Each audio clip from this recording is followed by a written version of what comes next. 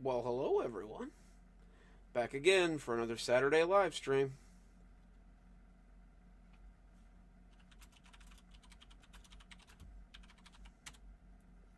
You guys like my shirt? I found it at Spencer's.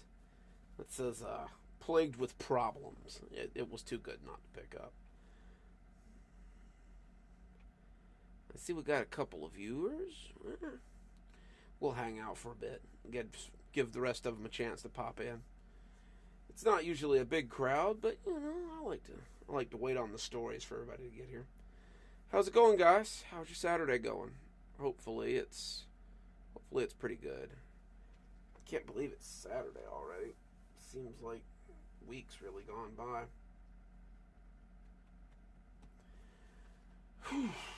I have been bogged down with commissions lately, so I haven't really had a chance to work on much of my own stuff. And then last weekend I went on a trip that I told you guys about, so haven't really just kind of been falling down on my own work here lately. I really got to get back into it. I've I've got a couple of things I got to work on before next week, cause those of you guys that oh yeah, it came out yesterday.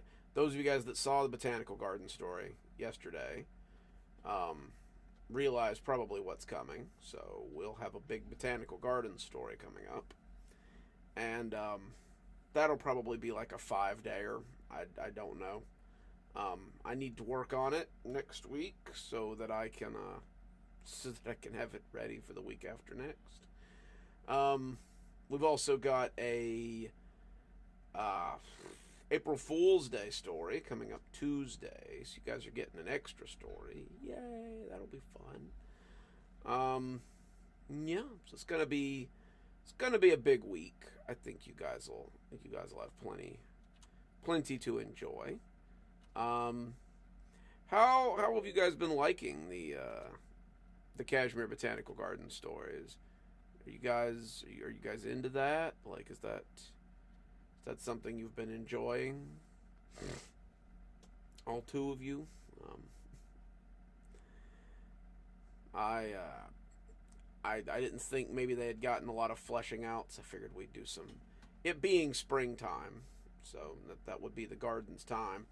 I figured we'd do some fleshing out and get them some depth because Grandpa's got a lot of depth. Like we've got a lot of Grandpa stories, and everybody knows Grandpa.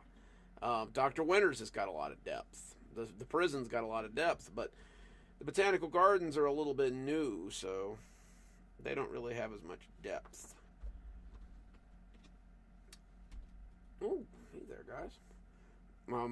We don't really know as much about them, so I figured, botanical gardens could do with a little bit of backstory, a little bit more love, and well, thank you, Anna. Welcome to the show. But yeah, um, expect not next week, but week after next. We'll probably have a big botanical garden story. I've just got to get it all wrote out. But next week's a good week for that because I'll be at work all week. Not gonna miss that in the next couple of months. Um, Time change. It's it's not a big time shift. Like we still have it pretty well. It's pretty well thematical at this point. It's just not a lot's happening there because the lady's gone. So, we get a little more day to day for them, which is fun. Uh, what else was I going to talk about? April Fool's story coming out Tuesday. I've got an Easter story that'll come out Easter weekend, so that'll be fun. What else? What else? What else? Hopefully, there's a new book coming out soon. Usually, I do one beginning of the year. Oh, yeah, it's. I don't know, man. I wish we'd stop doing time shifts and things. Like daylight savings time made sense when they had it, but now it's just a pain. I kind of wish they'd stop. I was gonna do a third part of the Ben Drowned stuff because I know you guys have been enjoying that story, but the stuff they had left just wasn't very good. What's up, Queen? Good to see ya. Nah, it was very technical, and it just didn't read well, so I've moved on to another series. I'm thinking of doing Baraska at some point, but that's a bit of an undertaking, and I don't want to do all my classic stories all at once. You know, I've got some ideas though. There will definitely be more classic stories. I think for Tuesdays and Thursdays, I'm going to start leaning in a little more into the classic creepypastas. I think you guys are enjoying them, and the classics are usually really well written.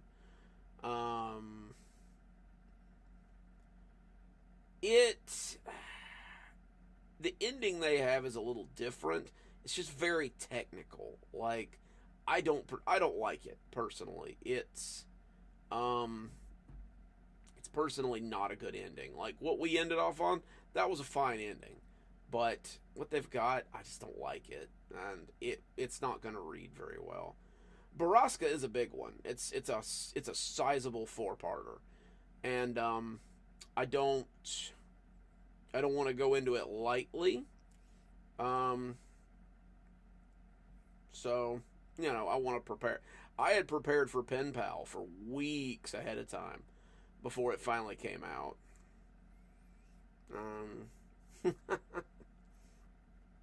Well, thank you for the vote of confidence, Queen. I definitely am hoping to do it justice. Yeah.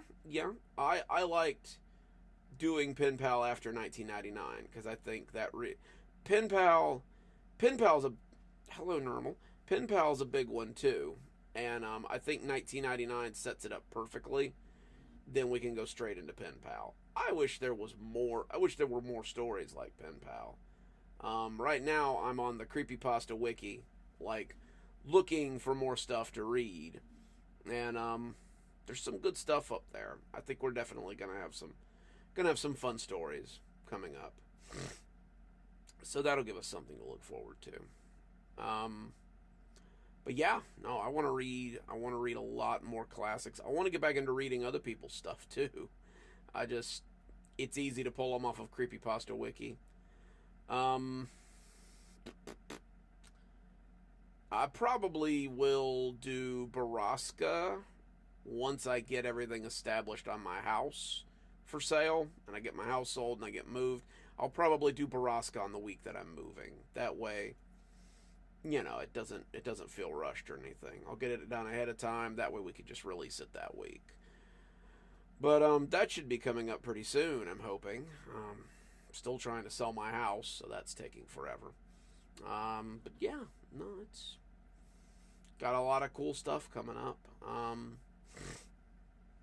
I think I'm at a point with my Mr. Seraph stories where some of his will be transitioning soon. I've got 2 stories left that I want to put out before we do a bit of a Mr. Richard T. Seraph transition that I think you guys will really like. That's going to be fun.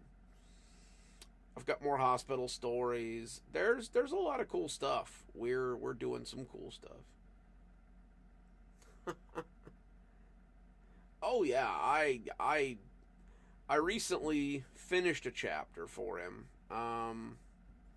where I had to voice 2 or 3 characters. And I do. I voice Corey, I voice Malcolm, I voice Louis, I voice the priest. I do a lot of stuff for Horror on the Rocks. So look for that, because I literally sent him the voice lines with the next chapter. So hopefully that'll be coming out pretty soon. I'm working on some other stuff for other people too, commission-wise. Yeah, I like Mr. Seraph. He's an interesting character, and I like how I like how his stories have kind of evolved over time into something a little different than what I planned for them, but different in a good way. Like, I like the direction that he's going, and I'm interested to see, where he goes and what he does. Um, and then at some point I have to do the next part of the Dollar General series. I've already got the first 4 parts. I need to write some more. And then I've got a new series that I'm working on too that will probably get thrown into the Monday mix. It's I got a lot of I had a lot of pots on the stove, honestly. Um but I think it'll all work out pretty good. And we'll just have content. There will always be content. The content machine must be fed. Officer Mason. Officer Mason. Hopefully, yeah. I can't wait to see him get his revenge too. When I remember who he is, but like I said, got a lot of cool stuff going on the channel. Oh, I've got my button maker in finally. I took the plunge and went and bought a button maker off of Amazon.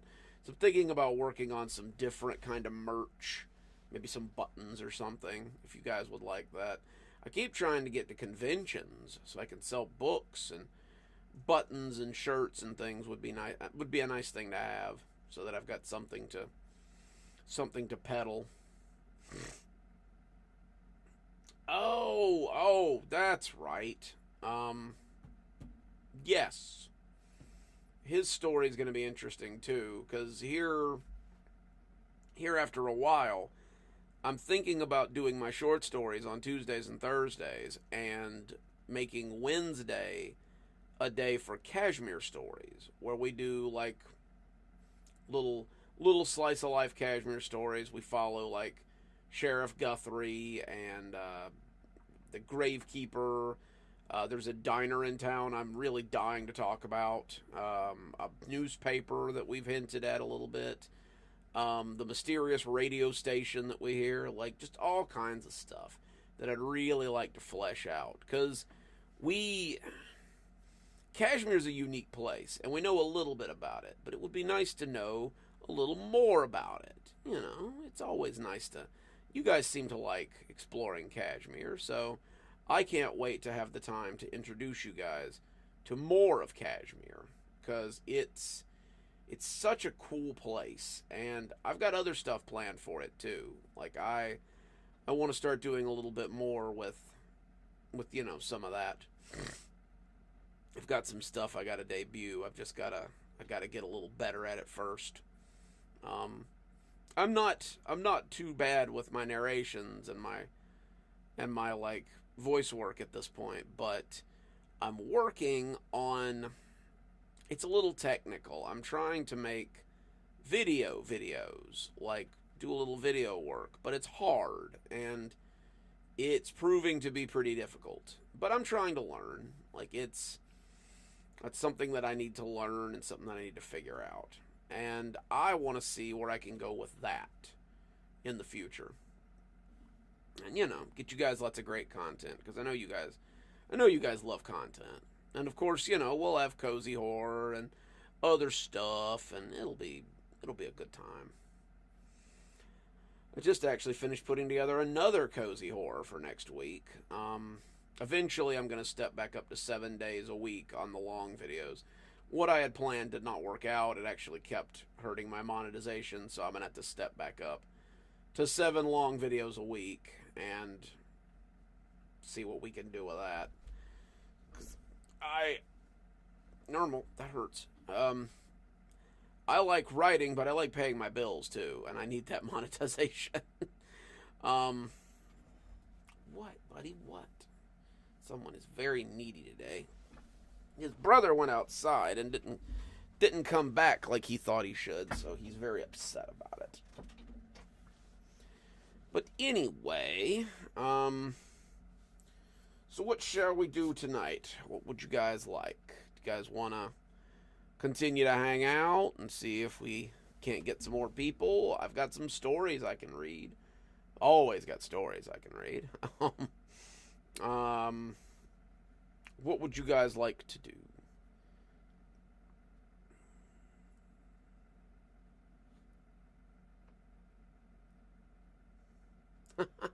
Well, thank you, Queen. I try. I try to keep things consistent for you guys so that you can expect what I'm going to put out, If I take a break or I try to shake it up, it never goes real well. You guys like your schedules, so which I can get behind because I'm the same way. I like my schedules. Well, we can do some stories. What have I got? I got plenty of stories. What have I got here? What have I need to write some more stories next week too. How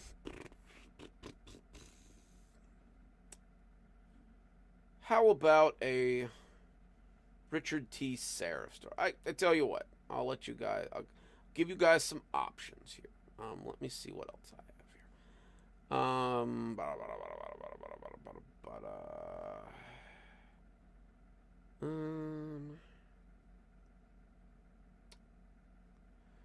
Do you guys want a Richard T. Seraph story, or do you want a Kashmir medical story?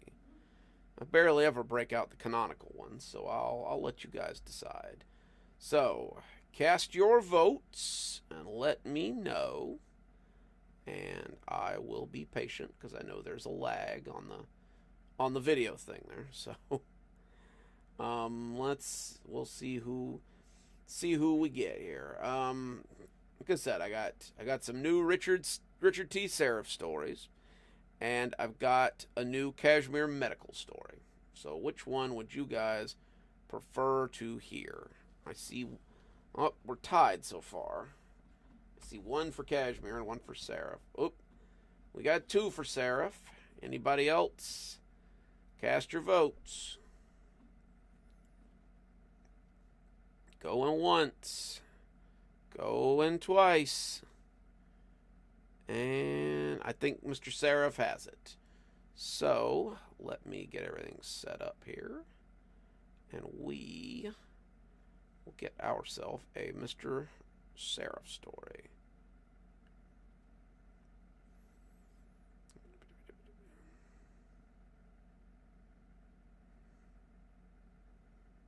I gotta find him.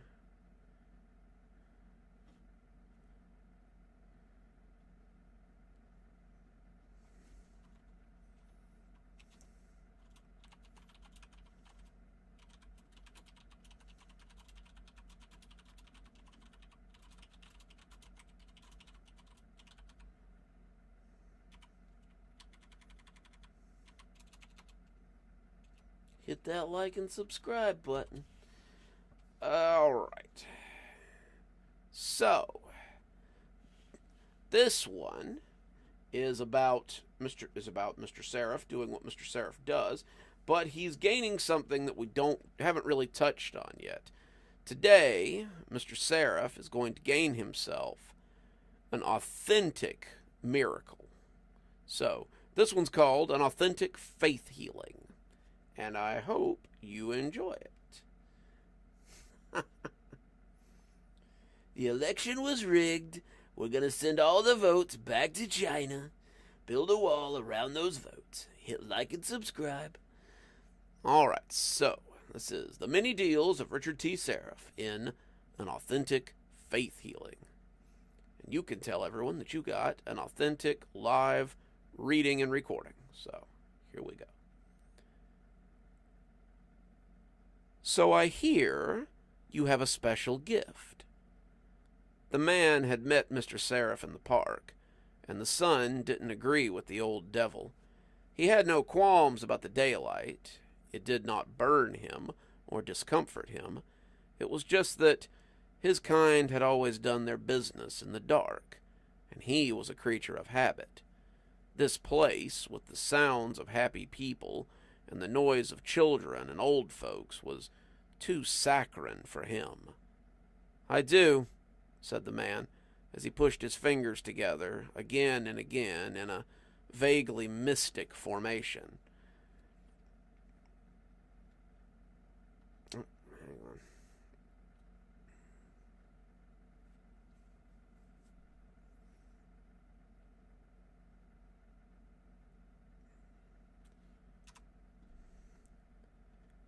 Man hell, this was more boy than man. The kid couldn't be more than 17, and Mr. Seraph did not, as a habit, make deals with children. He didn't have anything against it. It's just that they could be slippery if they needed to be, and the law often protected them from deals, predatory or otherwise. So above, so below wasn't just a catchy slogan, and it made dealing with children a little prickly sometimes. "How old are you, boy?" Mr. Seraph asked. 25, the kid answered. It was too quick. A lie. "Try again and tell the truth, or I'll be on my way." The kid breathed in a deep sigh. 18, I swear, which probably meant 16 or 17 in reality. "Very well. And why would you want to sell your talent when it's likely just burgeoning?"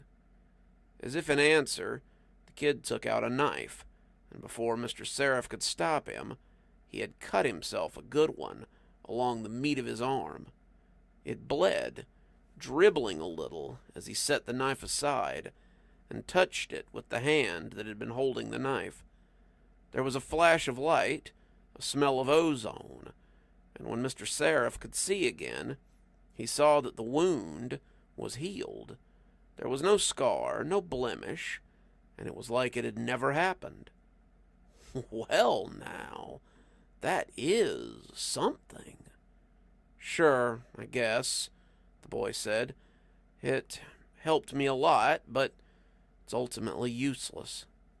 Mr. Seraph raised an eyebrow, smelling a double cross. "And why is that?" "It can't cure the one person I want to cure. She says that if God wants her to be healed, then she will be healed. If she doesn't get the operation she needs to heal what I can't, then she'll die. If she dies, then I see no reason to live."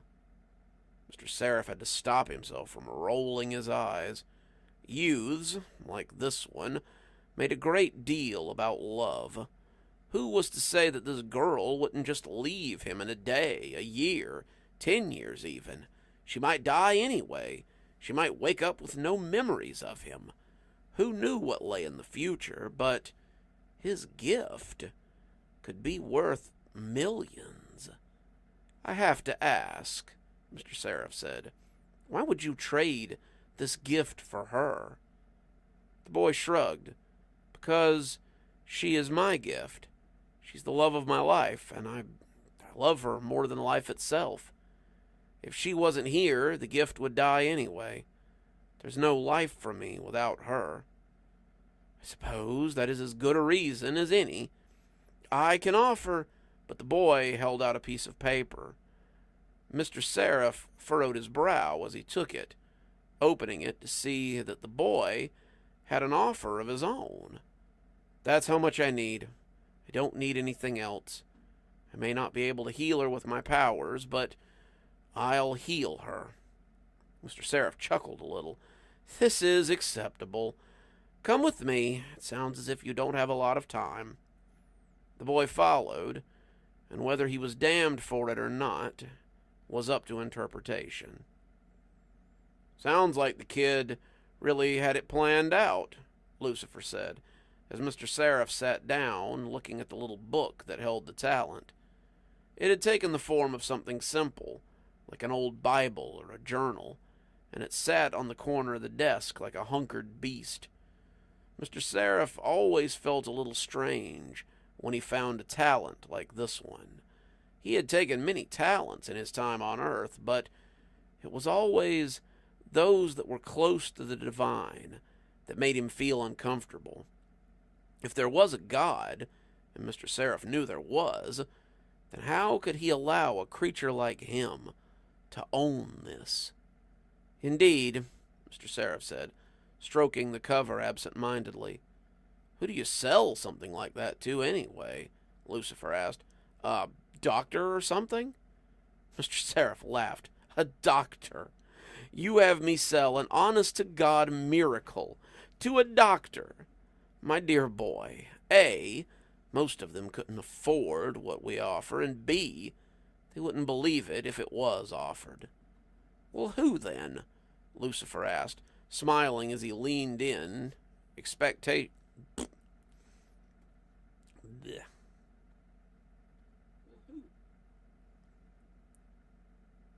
Try that one again.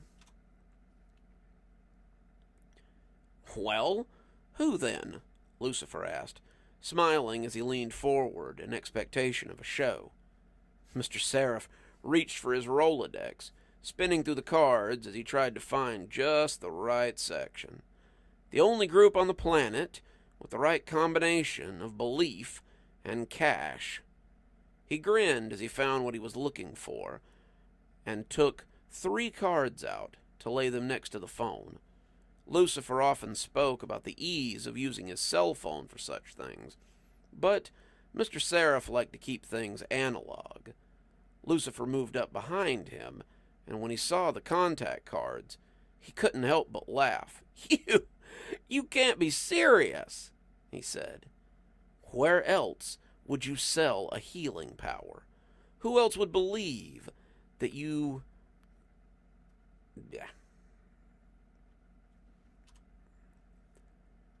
and want such a thing, but a pastor of a large flock with deep pockets? Mr. Seraph tried to look at ease as he sat in the audience.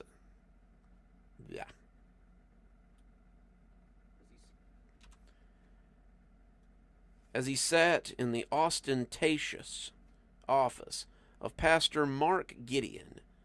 He was never sure why he felt so uncomfortable walking into these places. This man, in a pressed suit and a $500 haircut, was no more interested in... Read that wrong?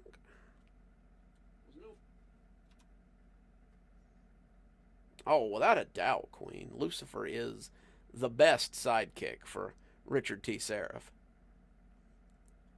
Was more interested in money than glory at this point, and Mr. Seraph had less to fear from him than most of the fire and brimstone preachers. It took conviction to send his kind back to the pit, not a jet and a summer home in Brazil. Besides, Mr. Seraph reflected, he had been invited in. Mr. Seraph, Mark said, the name coming out like Mista in his thick southern accent. It is so good to see you again. I had hoped you would find another dose of oration for my upcoming jubilee. The man practically oozed 1%. His skin had that healthy glow you often saw from sun collected from a different hemisphere. His hair was thin, but it had been teased into a gray perm that threatened to show the skull beneath. He favored gray suits, a different American flag pin for each, and his small, soft hands had a ring for each finger. The crucifix he wore was the least audacious thing about him, and that should have told most people all they needed to know. Oh, no, Pastor Gideon, I have something much more impressive. I have brought you a true miracle. The man's eyes glittered as he pulled the leather-bound book from his coat. You always bring me such gifts. This one is no exception, Mr. Seraph said. This is the kind of power that you've only read about, the kind that could forge a dynasty for a man such as yourself. This isn't just faith healing, it's actual healing. Mark's eyes grew wide. Truly, it's the real McCoy. He reached for the book with trembling fingers, and he looked crestfallen when Mr. Seraph slid it out of his reach. The real Old Testament magic. But the price tag is not cheap. Mark Gideon wet his lips and reached into his coat for his wallet. Whatever it costs, I will pay it. Name your price, sir. Keep in mind, Mr. Seraph said, this will not last forever. Even miracles have their limits. Quit your stalling and give me a price, Gideon snapped, as he dabbed his brow with a napkin. Mr. Seraph smiled and wrote it on a paper before passing it to the powdered little shyster. Pastor Gideon looked at it, sighed, and nodded as he took out his checkbook. By the way, Mr. Seraph added, if you're looking for a test case, I have a suggestion. He slid another piece of paper across the desk, and Mark Gideon opened it as he finished writing the check. And if it doesn't work, then you can be sure that this check will be canceled. Mr. Seraph smiled. Trust me, my friend. It'll work better than your wildest dreams. It was a very lucrative day for Libris talent. In local news, a girl was cured miraculously of her stage 3 cancer. Emily Gray and her parents, accompanied by her boyfriend, who was attempting to pay for an experimental surgery to save her life, were seen... forgot to take a breath there. We're reading an authentic faith healing. It's a Mr. Seraph story, if you're just joining us. Preachers are, as a rule, often sweaty.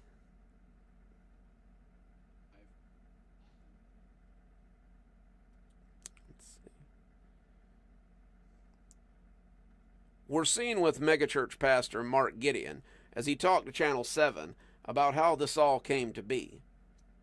The press conference had sprawled across the front lawn of Sisters of Mercy Hospital as Mark Gideon and the happy family smiled for photos. The boy looked more like the young man he should have been, and less like the haggard corpse that Mr. Seraph had met with. Letting him keep the money and have his beloved was an added bonus. The kid had been genuine, and Mr. Seraph found that more than a little endearing. I was sitting at my desk at Salvation Ministries a few nights ago, studying the Word and preparing for my sermon, when the Lord spoke to me and said, Mark, I need you for a special job. This girl has a purpose. Her work here is not yet done, and I need you to be my messenger. Go to her and heal her and make her whole again. When the Lord gives you a message like that, you follow it. He has blessed me with the gift of healing, and I mean to be about his work. The newscaster came back then, the last image, one of the girl talking excitedly to the boy on her left. It was a better image to end on than the powdered and prissy face of Mark Gideon. Pastor Gideon went back into the hospital and cured 7 more patients on the cancer floor, as well as several others in the ER. It's hard to argue with the facts, and it appears that we have an honest-to-God miracle amongst us. Mr. Seraph shook his head, picking up his phone and calling Gideon. The pastor picked up on the 3rd ring. There he is, God's answer to my prayers. What can I do for you, Mr. Seraph? I just wanted to thank you for healing the girl. She's a friend of a friend. I trust you're making good use of the talent. I am, sir, I am. I have arrangements to perform live miracles tonight on stage at my nightly sermon. We would love to have you in attendance, if you will come. Afraid I have pressing matters. Do be cautious, though, Gideon. That talent won't last forever." Pastor Gideon laughed. "One does not squander the good works of God, my friend," and hung up. Mr. Seraph shook his head.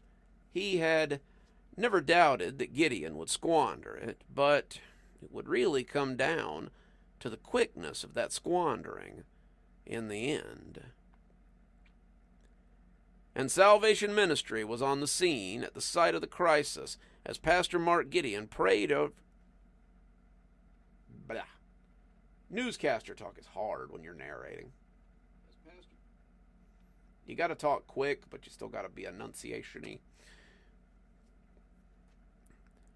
As Pastor Mark Gideon prayed over and laid hands on the wounded, emergency staff were said to have reported that the wounded were miraculously healed of their wounds. This is not the first time we have seen Pastor Gideon come to a place of peril and help them through prayers and miracles. "I can't believe you sold a genuine miracle to that man," Lucifer said, shaking his head as he watched the newscast. It had been about 3 months since the sale, and the Salvation Ministries had been making use of it in the media. Pastor Mark Gideon had been seen at children's hospitals, at the site of disasters, and on the stage of his own megachurch performing miracles. He was seen healing the sick, helping the wounded, and curing the seemingly incurable. Numbers at the church had been on the rise, and Mr. Seraph couldn't blame Pastor Gideon for burying his talent, it seemed. "I can't think of anyone else to sell it to, honestly. He could put it to the most use, and the fall afterward will be just as spectacular." "What do you mean?" Lucifer asked, but as if on cue, the phone suddenly rang, and Mr. Seraph picked it up, smiling as the expected voice came from the headset. "Libris," but the voice cut him off. "Seraph, it's Mark Gideon. Good afternoon," he said, trying for something conversational and simply sounding sweaty and nervous. I was hoping we could discuss buying a bit more of that, special stuff you have there." Mr. Seraph winked at Lucifer as he kicked his feet up on the desk.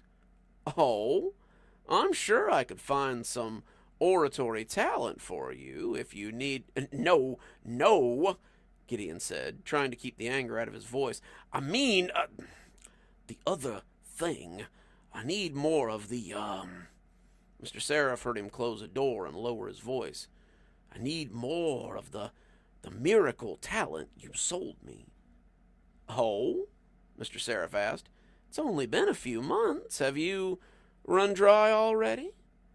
There was silence for a moment, the sound of heavy breathing, the only backdrop. There. I lost my accent.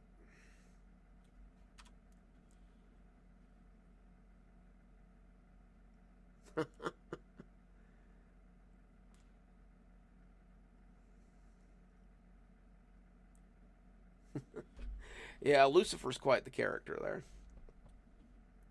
Let's see, where were we? "There has been much suffering as of late, as you must know.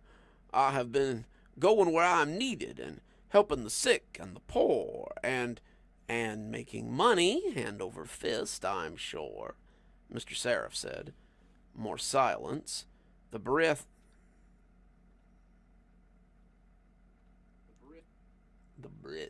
One of these days I got to put together a blooper reel.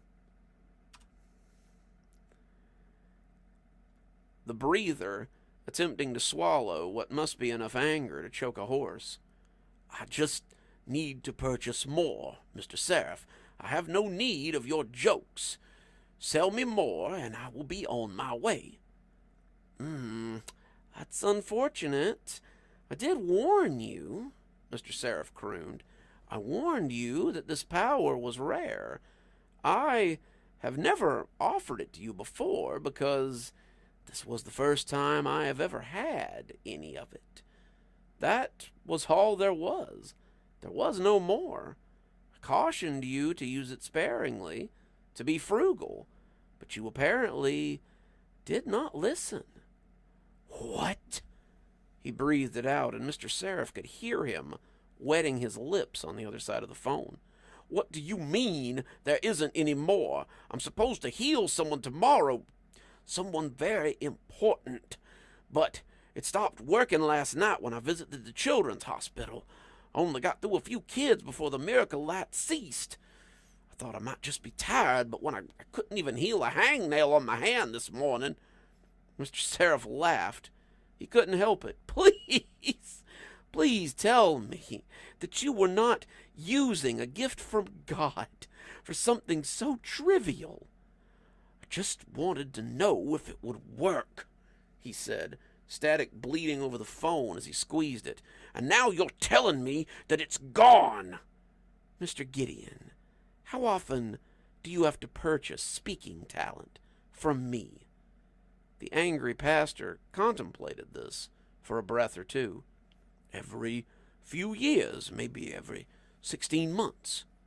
Oration is considered a common talent, and it's still quite rare. What I sold you is a once-in-a-lifetime talent. We may never see its like again, and you used it up in less than 6 months. How foolish. But I suppose it was yours to use as you see fit." You can't do this to me. This will ruin me. How dare you? Who do you think you—" "I would suggest," Mr. Seraph said icily, "you not pile on the foolishness today, Mark Gideon. If you wish to see another drop of silver tongue from me, you will hang up now, and I will forget that you spoke to me in such a way." Mr. Seraph's voice had been icy, his good humor suddenly turning frigid. He was aware that this man was embarrassed after all, but he had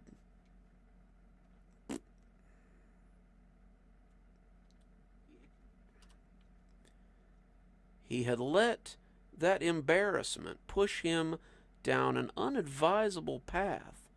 Now, Gideon must correct this before he brought further ruin on himself by making an enemy of Mr. Seraph and pushing his decline further into ruin. I will never call upon you again. You are the devil for certain." Mark Gideon hung up, and he had been telling the truth, though he couldn't have known it.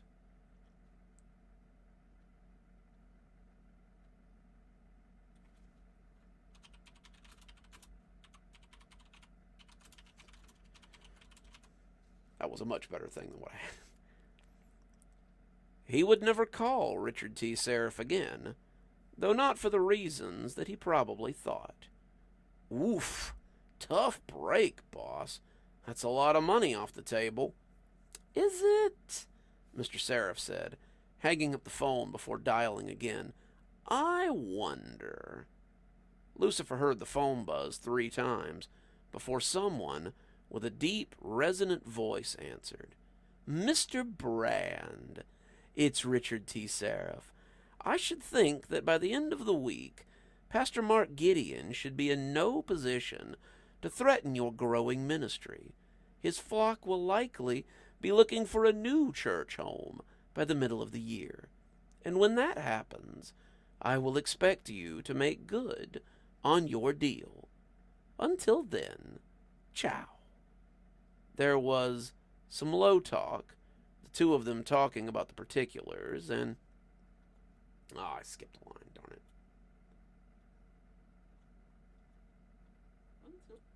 I don't need that part. Let's try that again. There was some low talk, the two of them talking about the particulars, and when he hung up, Mr. Seraph was smiling all the wider. Lucifer shook his head. You sly dog. You were banking on him being a greedy little piggy, weren't you?" Mr. Seraph spread his arms. "Of course.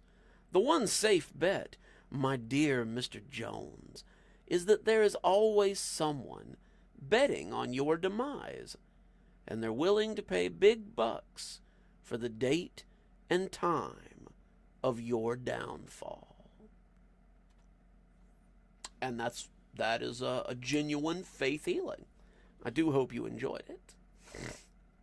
I certainly enjoyed getting a recording done while you guys enjoyed a story, so that's always a good thing. Let's see, what shall we read next? I'm assuming you guys want another story, right? Like I even have to ask.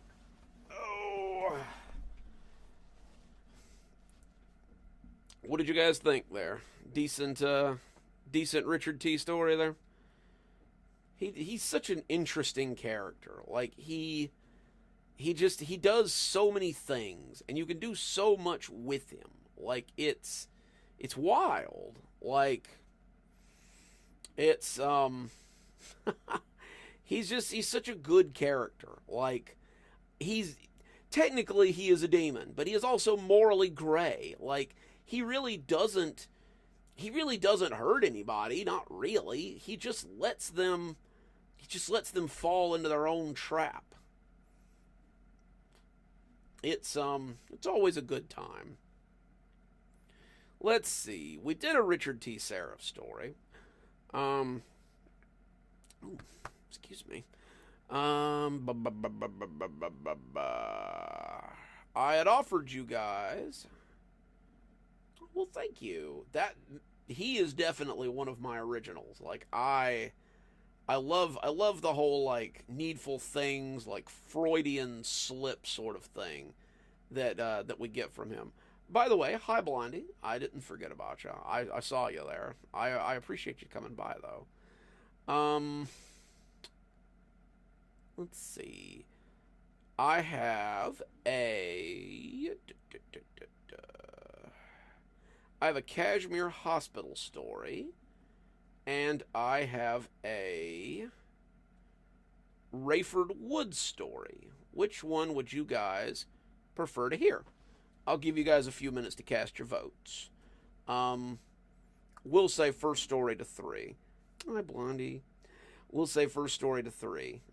So we've got a Rayford Woods story, which I know is one we haven't heard in a while, and we've got a Kashmir hospital story. And if it will sway your votes at all, the Kashmir hospital story is kind of a mashup, and it's got one of you guys' favorite characters in it too. So I don't know if that'll push you over. All right, we got 2 for Kashmir Hospital. Can we get one more? We may get Rayford after we're done too. I've been a slug lately and have not done the recording I need to record, so I'll just go ahead and get it done here. Let's see. We got 2 for Kashmir. Can we get 3? Can we get 3 for Kashmir? Going once. Going twice. Somebody figured it out. Yup. There's a grandpa in that one. I figured if you guys knew there was a grandpa in the Kashmir hospital story, it would push it over. We got 3 for Kashmir, but I tell you what, after we're done with this one, we will do a Rayford Woods one. Just so, again, I can get some recording done. This one is called Practical Magic, and it involves our protagonist, John, doing a little bit of trading with our favorite Appalachian grandpa and Marcus. So I hope you guys enjoy it, because it's going to be a good one. Alrighty, so Practical Magic. It is cheating, I know, but like so many of my stories cross over at this point that like it was easy to like attach Kashmir Medical to Grandpa, and like we can put him in. I'm still working on the Dr. Winters Kashmir Hospital crossover. We're getting there. We're gonna make it there, I think. But yeah, no, that'll be something for you guys to look forward to in the future. Alrighty, so here we go. You're getting better, Marcus said. Marcus had said it many, many times before, but each time I heard it, I believed it a little less. I'd been trying for weeks, but I didn't seem to be getting any better.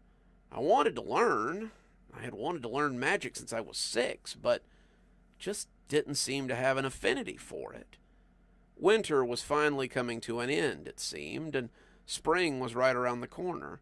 Before long, it would be time for sowing crops and basking in the sun, but winter seemed to be digging its fingers in this year. It was well past the time for things to warm up, but sometimes winter would insist upon itself, and the chill just wouldn't leave without a fight. Grandpa was sitting on the porch, bundled up and coughing irregularly. I knew Marcus was hoping that warmer weather would help with that cough, but it seemed to be intent on making the groundhog earn their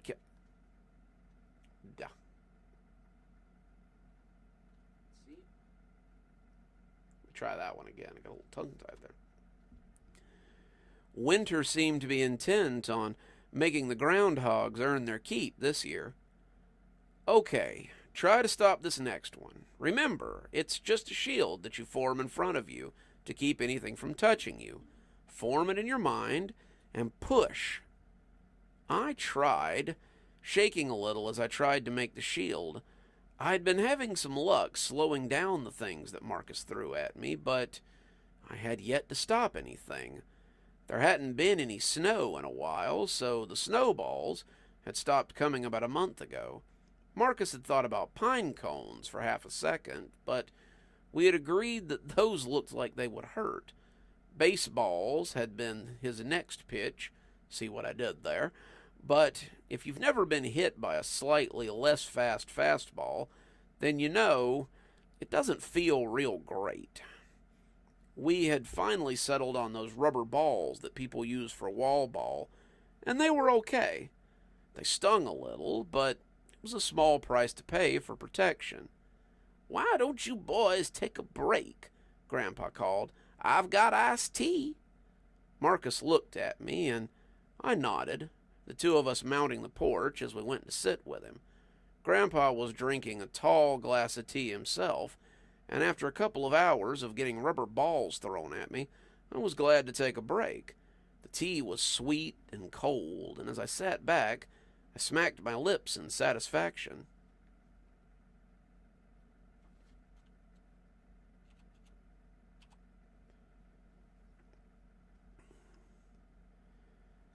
"So how are your runes coming?"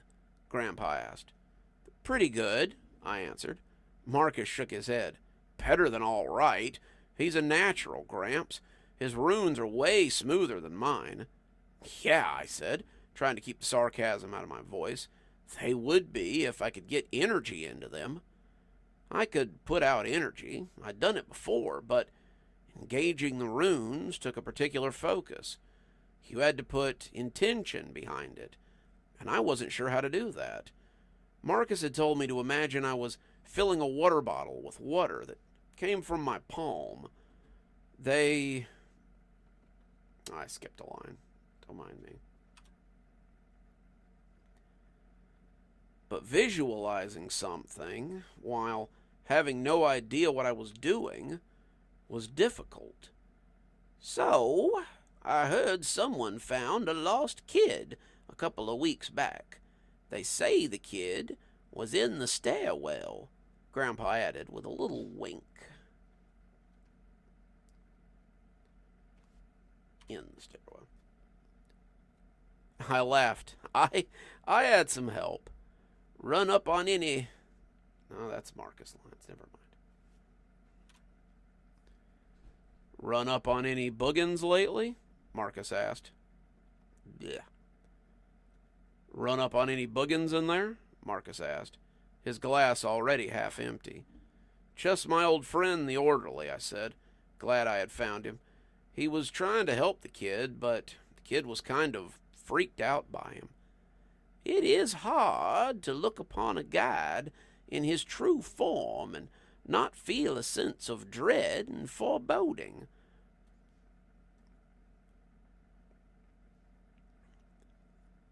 That needs a space. Hang on.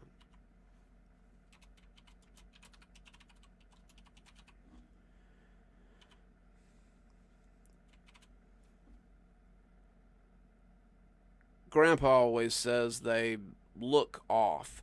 When Lovecraft talks about strange geometry, I have to think that he saw one of them somewhere. They can be helpful, but they can often fall victim to hubris, I've heard. They decide that they can use their powers to gain more power, and for that, they're often damned, Marcus said. Who do they serve? I asked, leaning in with real interest. Glimmer had her hackles up when she saw him, and it takes a lot to get her riled.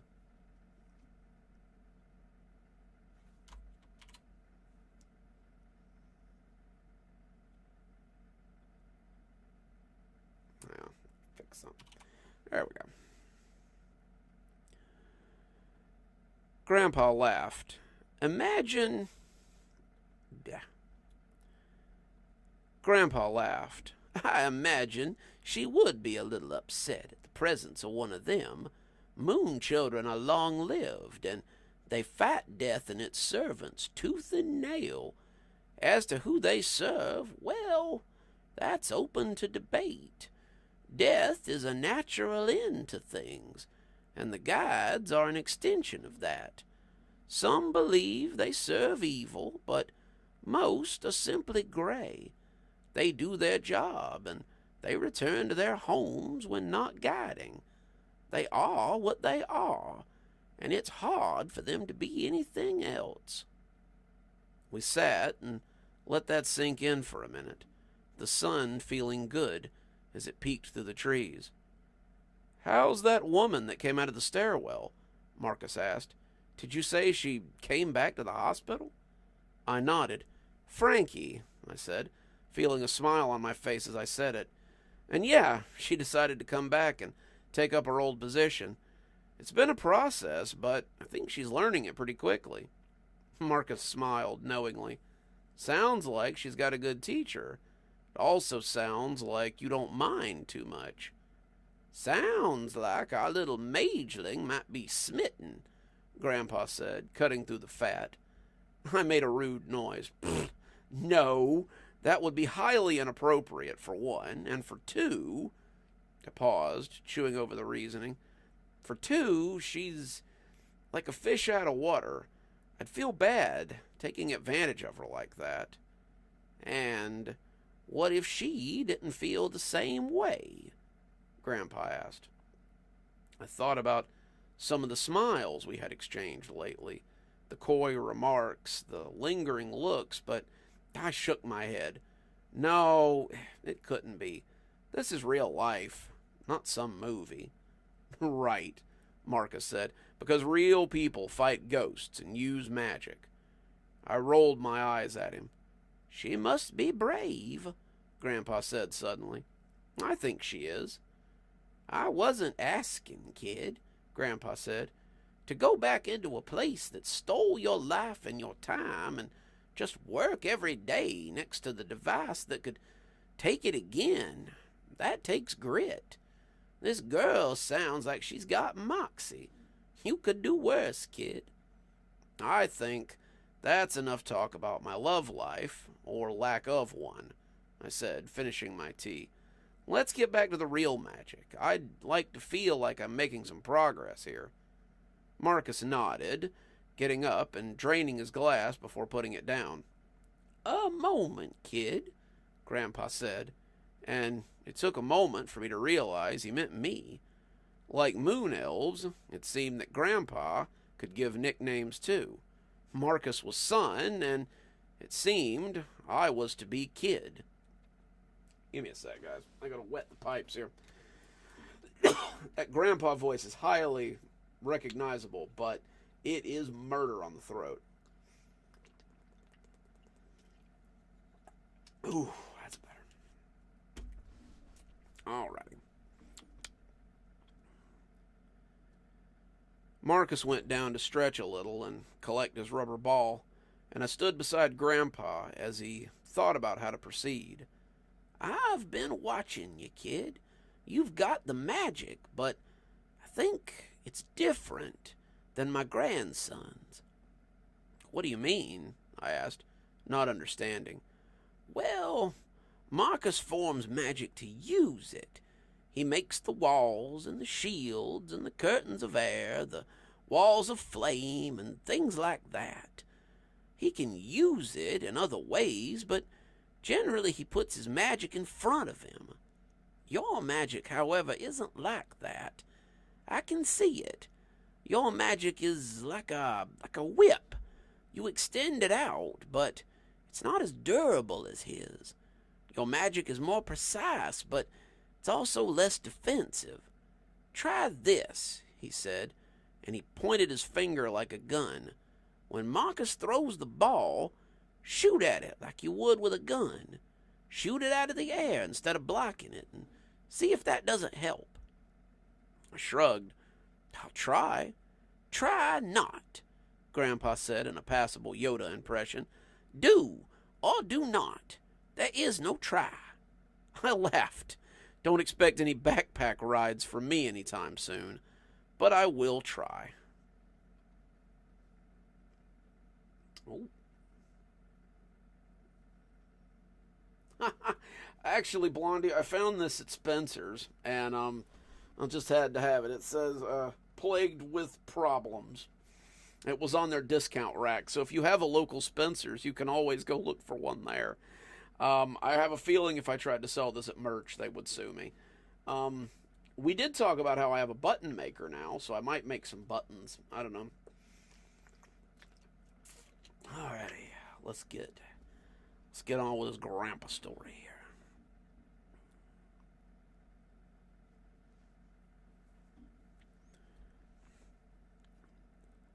I stepped up before Marcus as he prepared to throw. He took his best pitcher's mound stance and even adjusted a make-believe hat and shook his head a few times as if he were looking for signs before throwing the ball at me.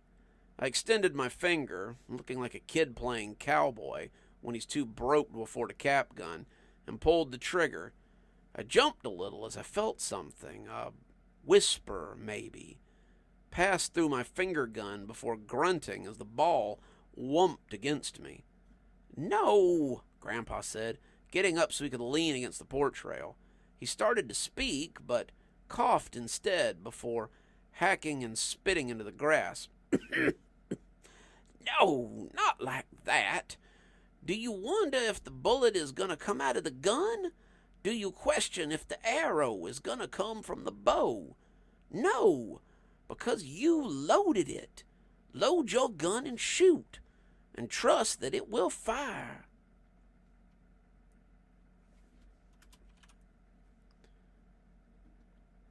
"Gramps, what are you—" Marcus started, but Grandpa shushed him before returning to his seat.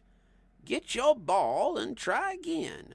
John, feel the energy, push it out, and trust in yourself. You have the power. Now show us what you already know." Marcus came to get the ball, and I looked at my hand as I tried to decide how to begin. Well, like I always had, I supposed. I'd been shooting with Dad and my own grandpa since I was very young, and it always began the same way. You had to load the gun, or it wasn't going to work. I looked at my hand, and then I did something I hadn't done before. I closed my eyes, and I opened my sight. The hand was still just a hand, but I could see a faint glow around it. I'd been using the sight to see ghosts for so long that I never imagined I could use it for other things. Sure enough, though, I could see the energy in my hand like a tube of neon. Across from me, I could see Marcus as he practically glowed with energy, and most of it seemed to reside in his midsection. I thought about it and pulled some of my own energy from my core. It flowed up my arm like soda to a straw, and as the ball came at me, I pointed and squeezed. there was a sound like a tin can hitting the ground, and the ball flew off in the opposite direction. We just stood there, looking at each other in surprise, before Marcus whooped and pumped an arm in the air. "That was brilliant! I can't believe you did that. It took me ages to figure that out." Grandpa laughed from the porch. "His power is different than yours, son, just like my power is different than yours. Powers are unique, like I told you. Now that you know how to train him, get started." The next 30 minutes switched from blocking practice to target practice. I could have gladly gone on all afternoon, but after about 20 minutes, I was out of breath. Pushing that much energy out took a toll, and I was beginning to see and shoot less and less potent the longer I pushed it out. Let me try that one again. That one came out mush. Pushing that much energy out took a toll, and I was beginning to...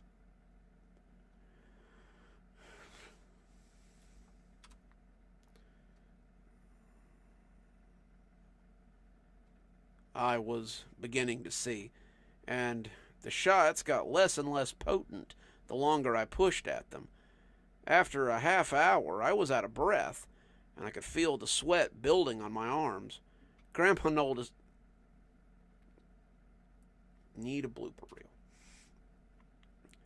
Grandpa told us to knock off and have some more tea, and I was more than happy to oblige.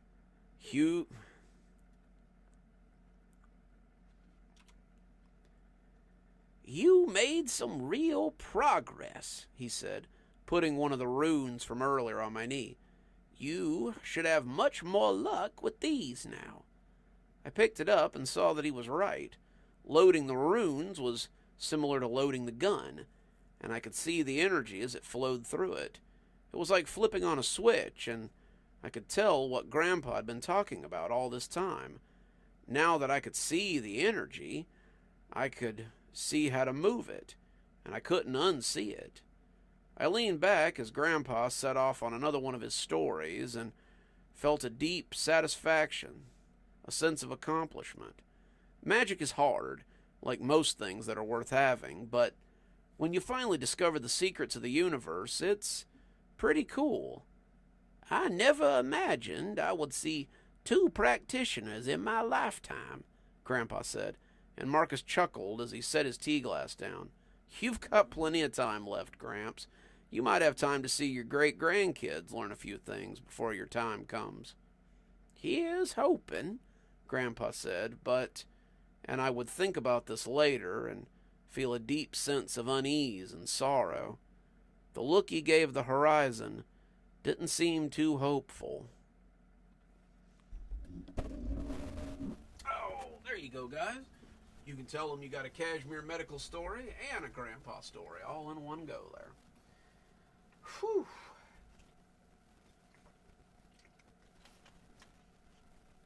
Oh. Hang on, Blondie. Let me see if there's like a number on the back of it or something, like an item number. I'll get out of camera so you guys don't have to look at my undone physique here.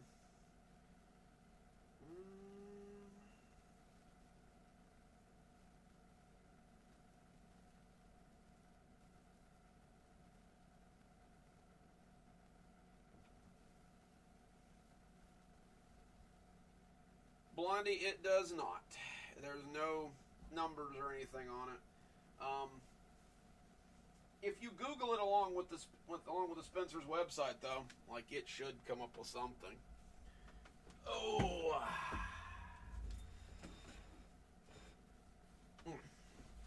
But yeah, I need to look into getting some shirts. Honestly, I've been doing this for 5 years. It might be about time to get some merch, I guess. I mean, more than the books, which people certainly buy. How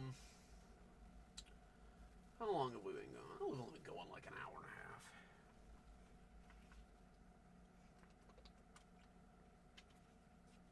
a half. Oof.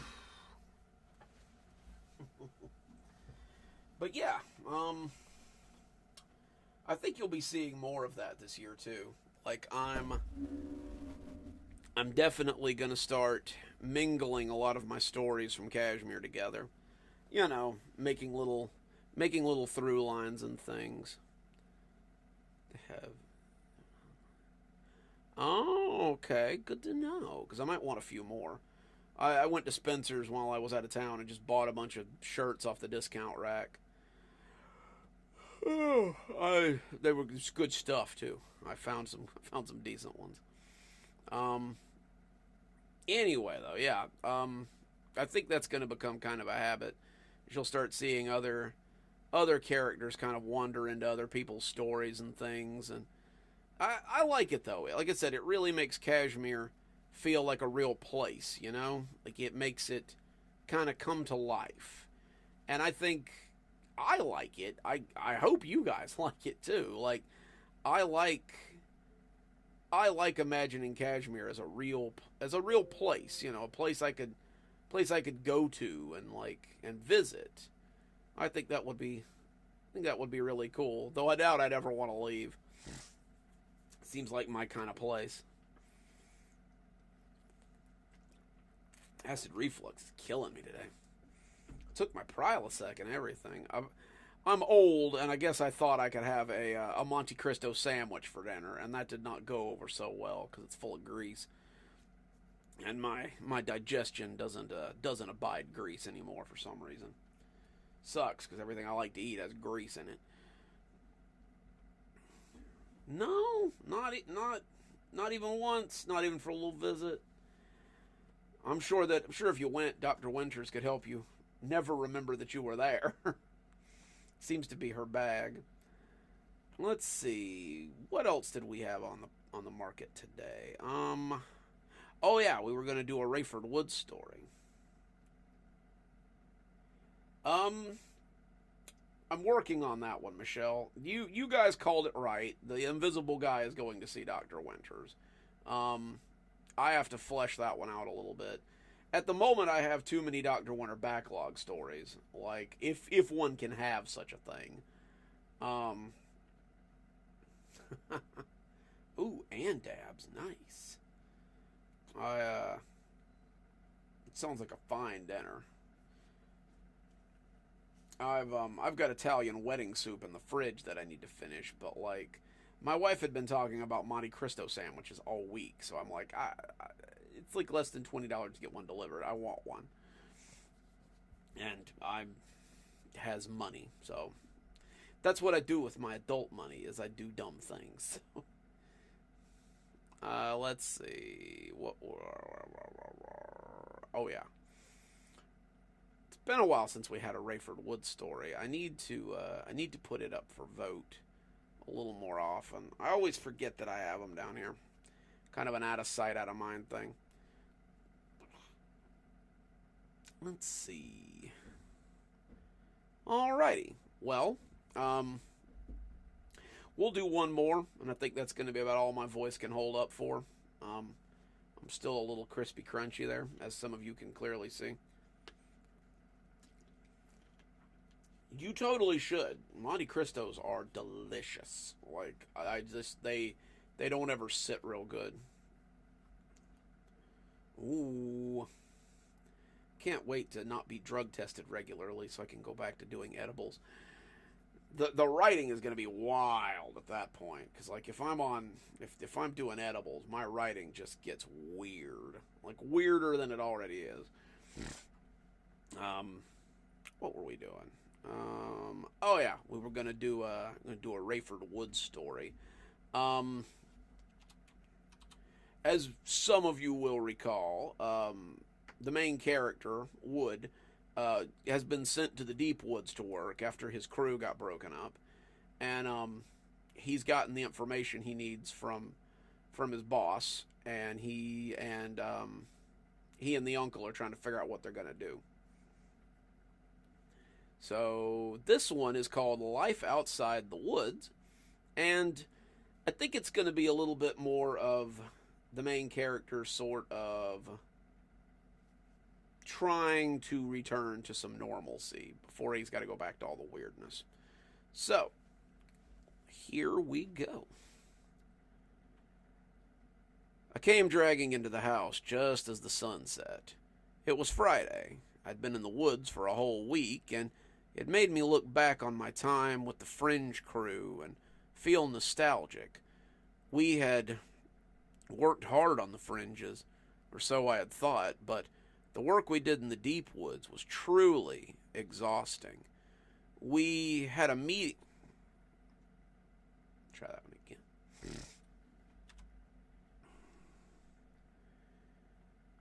We had. I can't read today.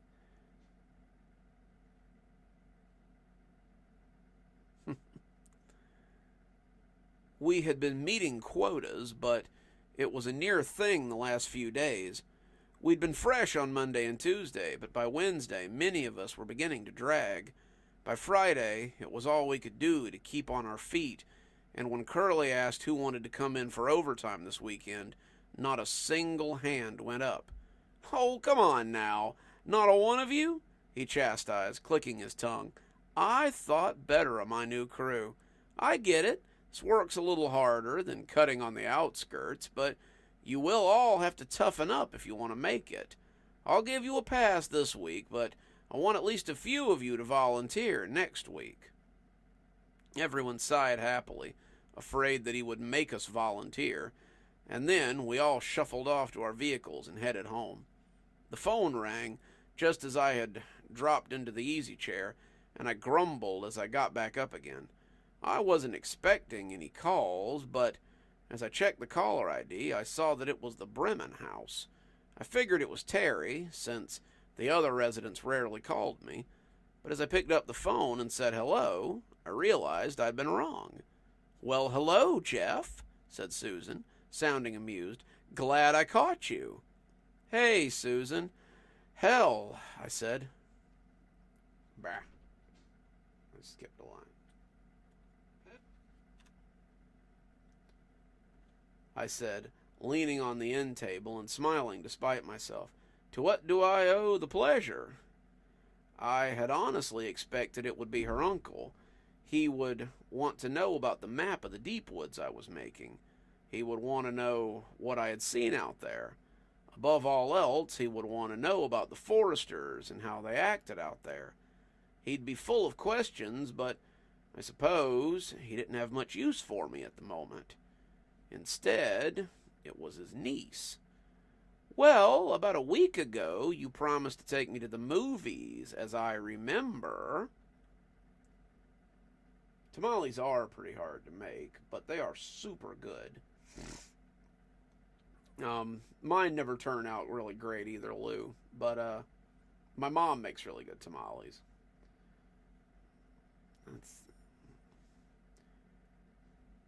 She was right, of course. We had gone to see a movie at the Magic Lantern on Sunday, something that we hadn't done in quite a while, and I'd thought a little else.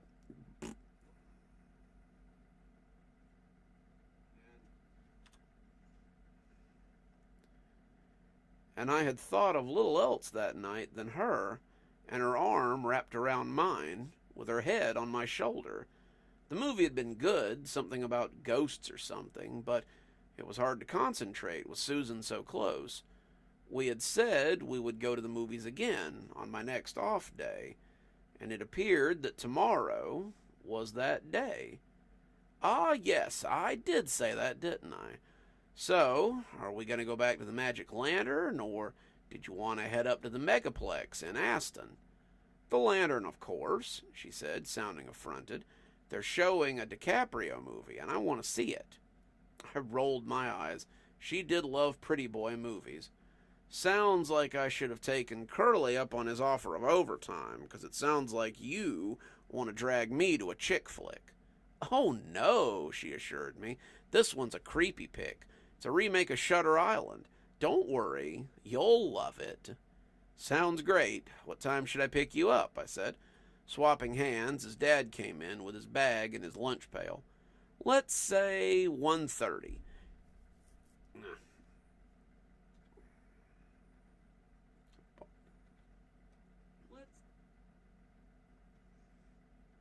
try that one again. My grandma.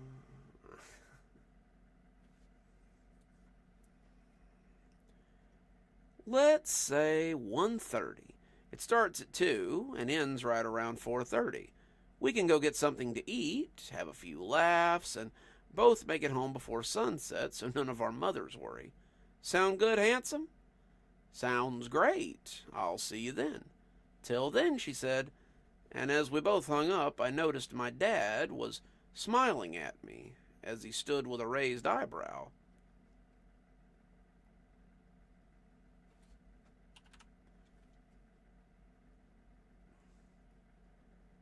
What? I asked, taking a seat in the chair.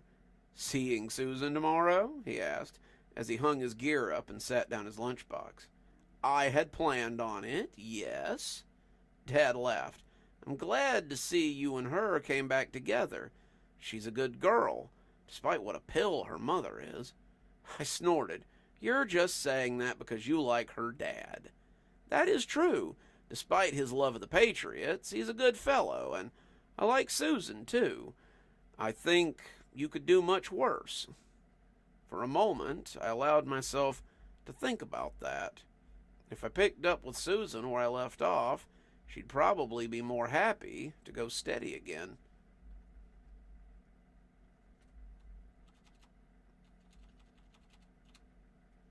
Sorry, that was bugging me.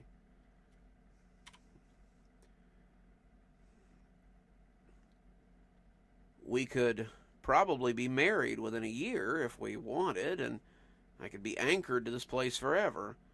I could work as a lumberman, living off my military retirement and going back to school if I wanted to. I could raise some kids here, work the deep woods like my father had, and give up on my revenge against the foresters. Give up and doom the town forever. People are chains. The more you love, the more held down you are. Who had said that? I'd heard it in Terry's voice, but I couldn't remember him ever having actually said it. Whoever had said it, I couldn't marry Susan and go off into the woods without any doubts. You couldn't have kids in the game and go off with a cool head to do something that you might never come back from. We're just friends, Dad, I said, though it sounded lame to me, too. Pretty sure I've heard that one before. Who's just friends? My mother asked, coming out of the kitchen as dinner came wafting out of the little door. Our son wants us to believe that he and Susan are just friends, Dad said with a laugh. Oh, I like her, Jeff. You should make an honest woman out of her. You could do a lot worse. I shook my head. I swear, you two are as bad as everyone else. We're just spending time together. We're just friends. That's all. If you say so, dear, my mom said. And then we went to have dinner as dark settled outside. It was a little harder to sleep that night than it had been last Sunday, and my dreams were decidedly warm as I dreamed about Susan's head on my shoulder and her arm in mine.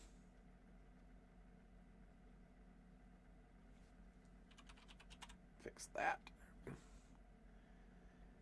It was a nice dream, and when I woke up, I found that afternoon couldn't get here soon enough. I dithered around some, took a shower, changed clothes a few times, and finally set out for the movies. The town only had one theater, and the Magic Lantern took full advantage of the town's rules and ran movies from 9 a.m. to about an hour before sunset. I swear, Grammarly has really fallen down here. In the summertime, this meant you could watch movies right up until about 7:30 most nights, and they did most of their business off school kids who were looking for something to do.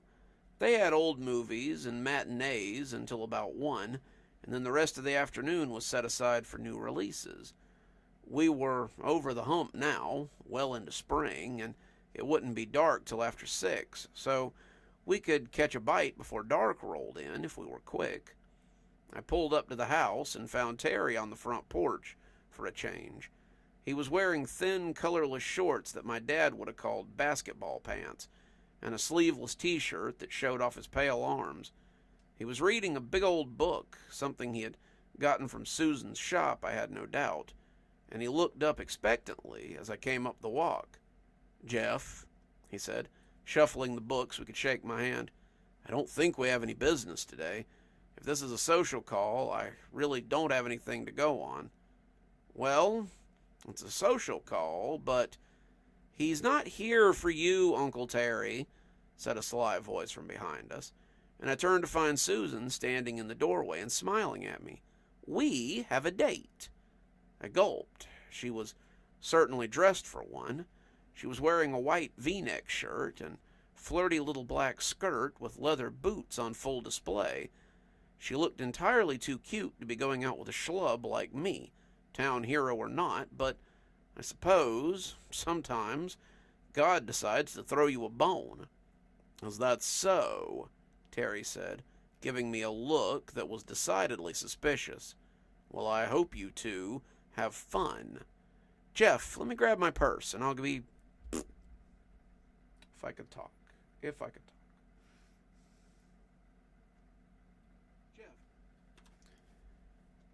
Jeff, just let me grab my purse, and I'll be ready to go." She popped back inside, and Terry rounded on me. I thought I made the danger we were in pretty clear. Why exactly have you decided to involve my niece in it? I blew out a breath. "I'm not involving her in anything," I said, trying to keep the anger out of my own voice. "We're going to see a movie." He leaned his head towards me, just...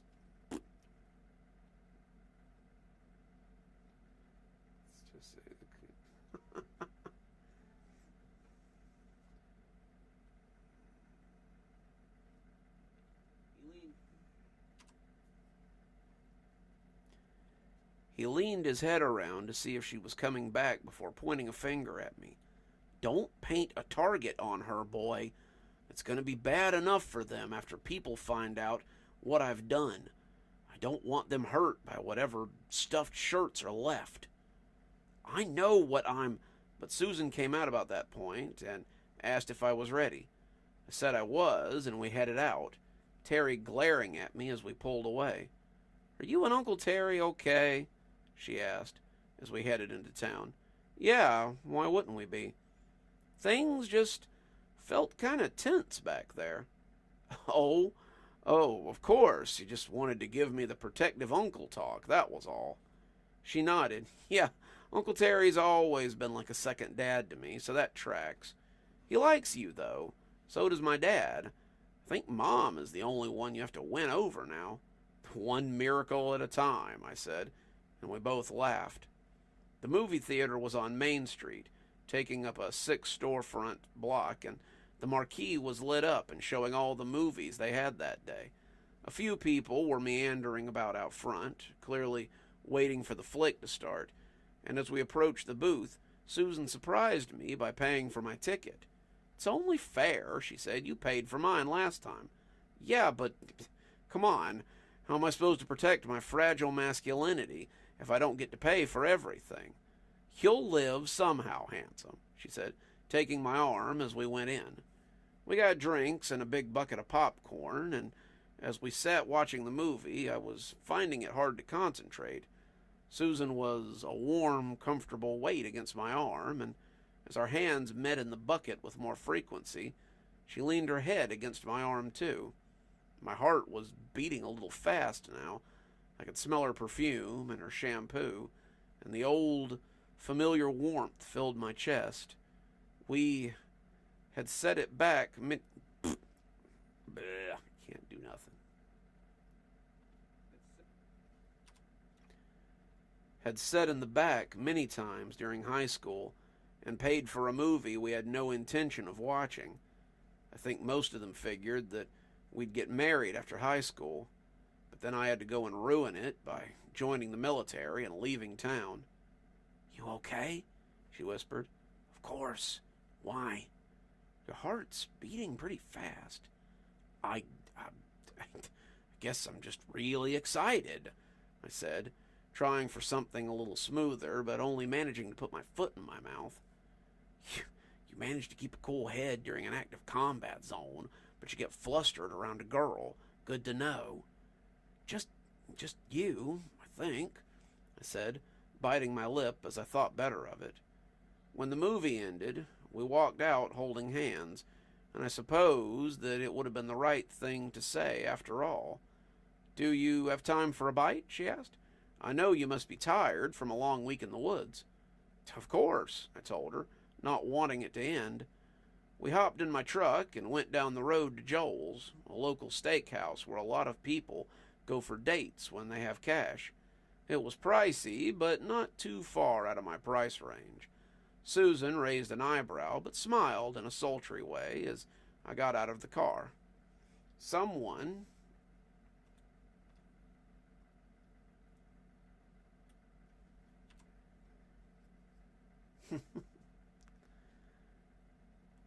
Someone is trying to get some brownie points.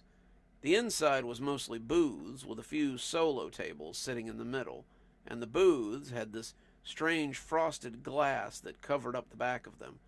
The lights were low, the place was very intimate, and the atmosphere was most of what you paid for. The place wasn't too busy. They had a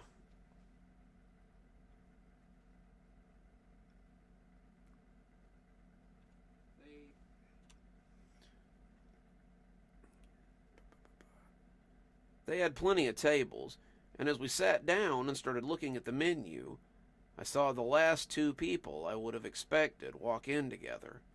Sheriff McKenzie and Mayor Register. Woo. Oh, there you go. That's another Rayford Woods story. And you guys have allowed me to record 3 different narrations during a live stream. So for that, I thank you. I think the closest I've got to Army stories, Lou, is corrections, and that's not even close. You probably got shot at way more times than I did. If you're getting shot at in prison, then it's a bad day. Oh, well, I'm glad you liked it, Blondie. Where is Gamma? Is he here? Hey, he is. What's up, Gamma? I didn't see you come in.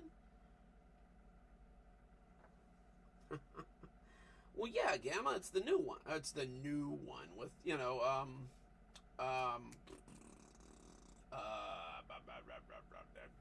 Leonardo DiCaprio in it. It's the remake from the one in the 70s.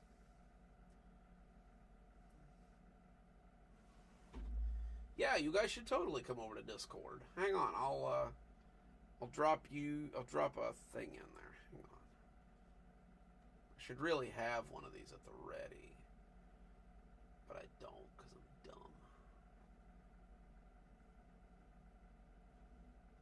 dumb.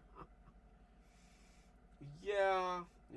I was married by the time I started working at DOC, Lou, but I've got a few of those too, where you just walk in on people doing unadvisable things on the clock. I never understood how anybody could be horny working in a prison, but apparently it happens. A lot. Way too often.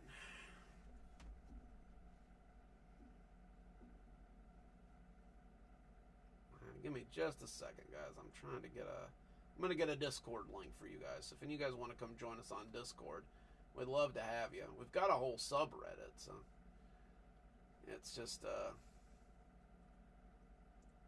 it's always hard for me to remember to go on there and do stuff. Like, I always forget, because I'm scatterbrained. Let's see.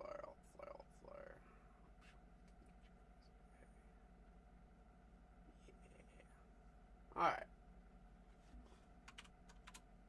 There you go. That's a thing to the Discord, so if you want to come join us on Discord, we would love to have you. Honestly, I think that's probably going to do it for us tonight, guys. 3 stories and my voice is crunchy. But yeah,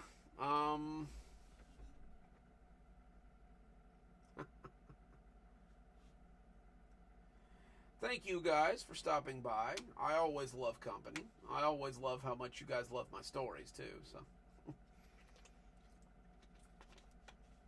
oh, I hope you guys will be here again real soon.